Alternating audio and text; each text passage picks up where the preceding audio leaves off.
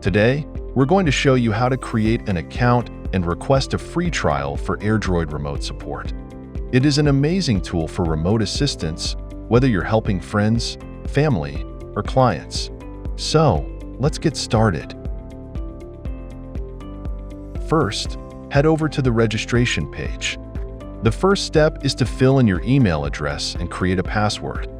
We highly recommend using your corporate email address for a smoother verification process. Once you've entered your email and password, click on the Get Started for Free button. We'll send you a verification code to your email. Please ensure your email address is valid.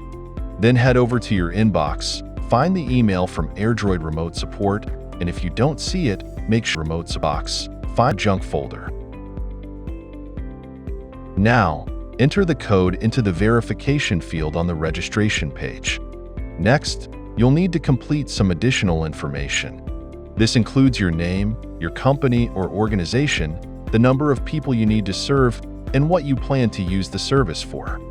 Fill in these details carefully to ensure a tailored experience. Finally, once all the information is filled out, click the Request a Free Trial button.